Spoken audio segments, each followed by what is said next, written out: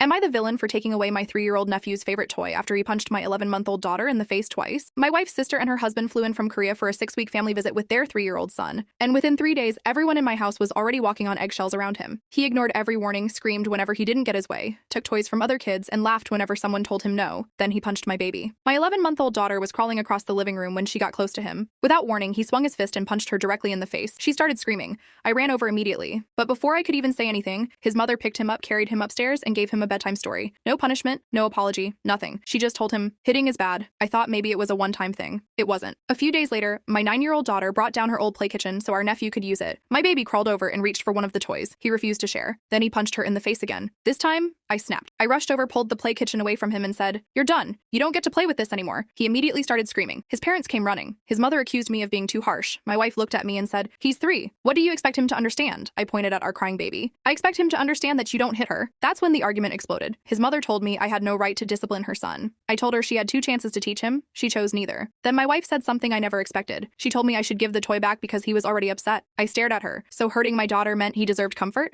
Then my 9-year-old quietly walked into the room. She looked at everyone and said, "Mom, he told me he punches her because nobody ever takes his toys away afterward." The entire room went silent. His mother froze. My wife looked at her nephew, and suddenly nobody had anything to say. The 3-year-old wasn't learning that hitting was wrong. He was learning that hitting worked. His mother finally took his hand and apologized to my daughter, but I told her something else. He isn't allowed to be alone with my baby again. She got offended. I didn't care. Maybe I was too harsh. Maybe I crossed a line. But I'd rather hurt someone's feelings today than explain to my daughter someday why I watched someone hurt her twice and did nothing. So tell me honestly, was I the villain for taking away his toy, or was I the only in the room who actually enforced a consequence?